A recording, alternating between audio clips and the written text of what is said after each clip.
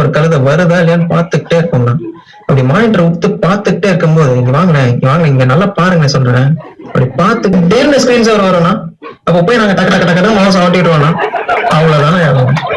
அப்புறம் மறுபடியும் பாப்பேன்னா மறுபடியும் மவுஸ் ஆட்டிடுவேன். அப்புறம் மறுபடியும் பாப்பேன்னா மறுபடியும் மவுஸ் ஆட்டிடுவேன். அப்படியே மாறி மாறி ஐயா நீ என்ன மாறி மாறி மாறி மாறி சொல்லிக்கிட்டே இருக்க, கடைசியில அந்த டிக்கெட்டை கிழிச்சு கொடுத்தியா இல்லையாடா?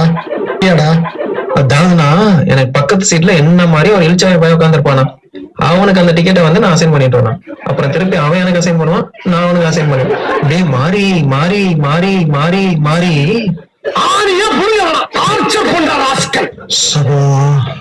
என்னால முடியலடா. கடைசியா அந்த டிக்கெட்டை என்னடா பண்ணீங்க?